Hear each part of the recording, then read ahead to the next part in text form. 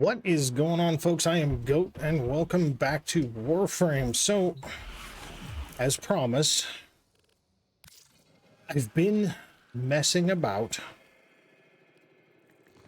with... I'll turn this fan down. So, I've been messing around with Khora Prime, and the Hystrix Prime, and the dual Keres Prime, and goddamn is Venari pissed off. Yeah, Venari's... Would you shut up, Venari Prime? Christ. So, let's just go after Khora as she is. Okay? Pretty simple. So, base energy pool increase, base health increase, base shield increase, as we would expect with Khora. As we would expect with any Prime, just a general increase. Slight increase in armor. Life is good. Now, there's been the complaint that there is a Vazarin in the aura, and I do understand that, because the general line of thinking would be something like Brief Respite, right? I mean, let's be honest. Brief Respite is actually a real good combination with something like Arcane Aegis, which, you know, basically is a shield gate build. True enough. Because, like, I mean, let's be honest here, okay? If we're going to go by polarity, what's our great options for a Vazarin? Aerodynamic, Combat Discipline,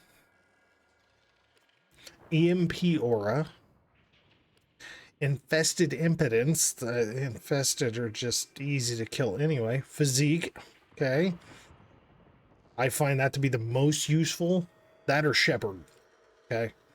But Physique or Shepherd, in my opinion, are probably the most useful. Maybe even Toxin Resistance, but again, I mean, if you're using Toxin Resistance, because the Toxin proc is a bad thing, okay, let's be honest, Toxin proc is a very bad thing, especially when you don't build for a lot of health, which is what a lot of people do when they go into a shield gate build. That's why they do it, so they don't have to build a lot of health.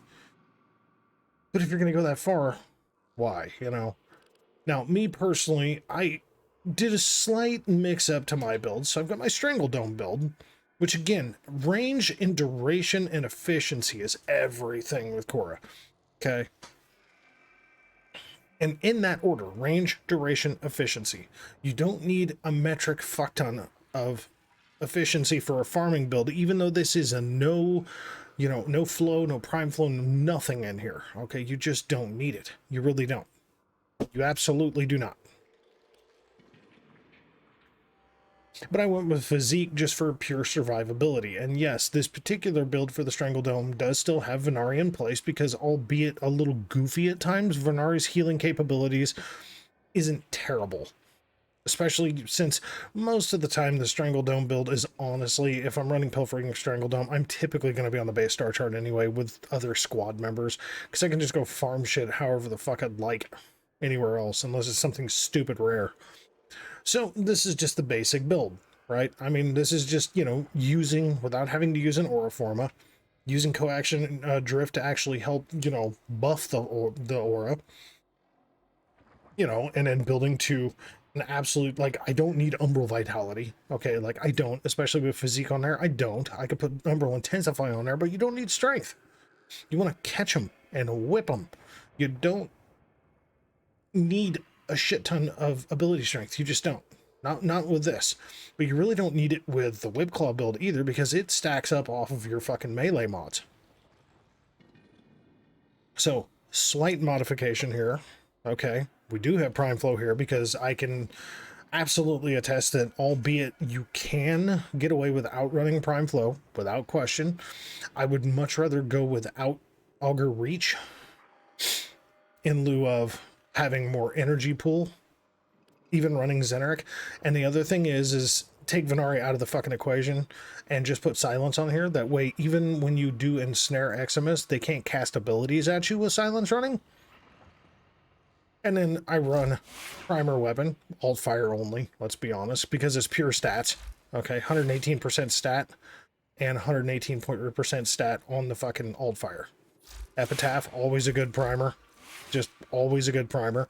And then obviously the Cronin Prime with the stat stick setup, so all three gladiators on here. Plus, you know, just base function. Don't need to get crazy with it. Okay, but your combination builds up off of what your melee mods are for the static side of things.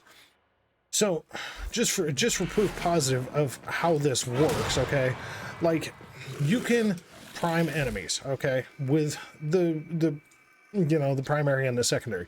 There's going to be no need, okay. I'm literally going to kill them with the stat stick build.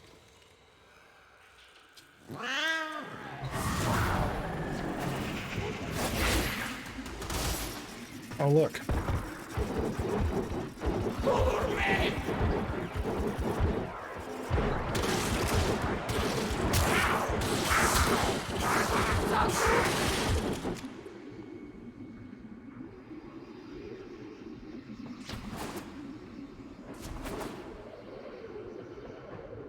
That's with running silence, and I still have time left. Yeah.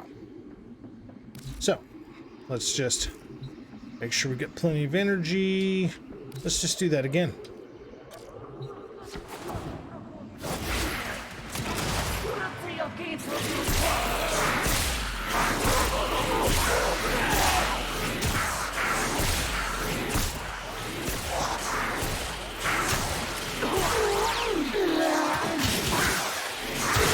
And see, you build up a little bit of combo, they fucking die. So if you actually build up the melee combo and then start using Whip Claw, it's deadly. Now, the Hystrix. Like, I think Khora is improved. Aside from this godforsaken, ugly beehive butt head thing that she's got going on the back. I love the veiled look. I love the little, you know, the ribbons and all that shit. I love it, except for the fact that the veils change per whatever the fuck Venari said to, but it literally looks like she has like a wrapped up caged ass or a bustle on the back of her fucking head, and I think that helmet is ugly as fuck. So I just went with regular Khora. And I mean, like, as you can tell, I don't even, like, I didn't buy the, you know, the big Prime pack or any of that shit, because otherwise you would see the other fucking Prime helmet in here, which is not. But yeah, no, so the Hystrix, right? The Hystrix is fucking interesting, man. Like, it really is. The Hystrix is very, very interesting. Because obviously the Hystrix was interesting before. The big problem that you're going to have is that your magazine size compared to the amount of times you're going to be reloading with this motherfucker becomes a big problem. But the guaranteed thing with the Hystrix that is just bonkers with this weapon is it's like an auto proc. Whatever quill you pick is what it's going to proc on top of what your build is. Okay. Now the fire and the toxin, or the fire and the poison, are personally the two best I would suggest, unless you're just trying to stagger enemies or slow them down. But yeah, so I mean, like, the Hystrix, seriously, it's really not terrible.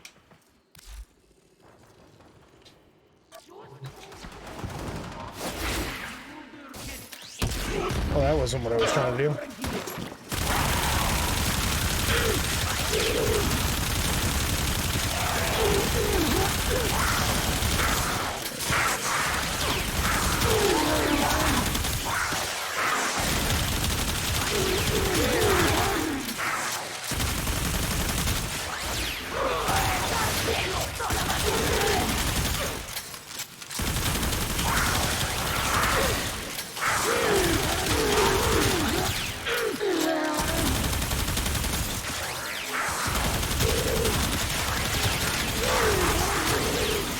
I mean, is it highly efficient to stand there and try to shoot shit in the fucking face like that? No. But when they're all, you know, entangled and ensnared and shit, does it work? Yeah. So those were level 190, so obviously that shit works. Just a pure heat viral build. You know, little baby bit of slash, got a lot of puncture, which is whatever, because puncture's kind of garbage. Hystrix Prime, though, I think is a massive improvement, minus the problem of having a lot of my fucking reload, man. I mean, a lot of my fucking reload. Seriously. Now, the dual Keres Prime, that is the intriguing thing, and I'm going to show you, okay? So, like, I've got a crit slash viral build, because the dual Keres, a lot of people hate dual swords, man, but I'm telling you right now, Out of all the dual swords, I personally find that the dual Keres was the best of them. And yes, crossing snakes sucks. Okay, there's no getting around it. Crossing snakes sucks. But it functions. But you'll see, I've got a stat build for this, okay? Like, I really actually have a stat build for this. But I've got a base critical viral slash build, which is good for all-purpose function. You know, high blood rush, high fucking critical multiplier, like, fucking outstanding fucking critical chance. And yeah, I like the dual Keres enough. Yeah, I stuck an Ember Form on here because why the fuck not? But we'll show the stat stick side. Now, the thing of it is that pausing weapons are a bit of a problem when you're doing stat stick stuff, right? Like, it really is. Still works, though.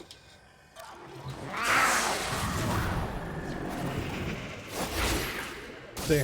Start building up some combo. And just whip claw.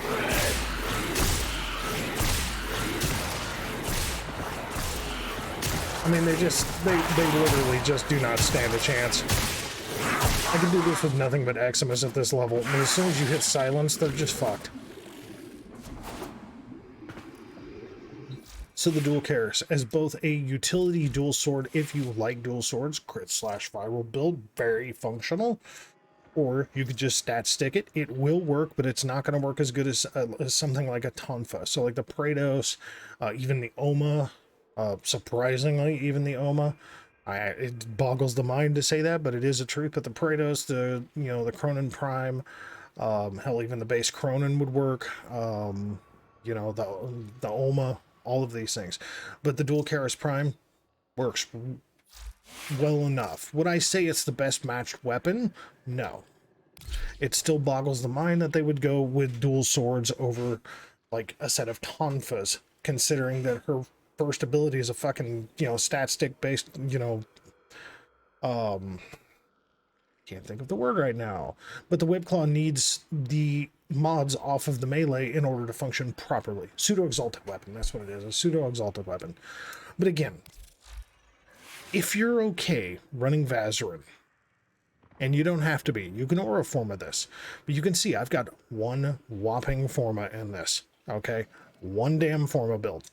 That's it. I've got one for farming, I've got one for Whip Claw, and between the silence and ensnare on the Whip Claw build, it's goddamn hard to die. Do with it as you will. I hope that you've enjoyed this video and at least found it educational and useful. But just remember, when you're dealing with like these pseudo-exalted weapons, these invisible style ability-based weapons, and you need stat 6 for them. Like your primary and your secondary are basically just primer weapons. So they're like status proc damage dealing weapons that are just enough to get damage dealt to enemies but not kill them. And then just basically break loose with the Whip Claw. Maybe if you have the opportunity or the attack of opportunity, build up combination with your melee, and then boom. I mean, just start whipping them bitches like you're a fucking queen of bondage. I mean, it is what it is. So either way, folks, I want to thank you very much for watching. As always, we'll catch you in the next one, all right?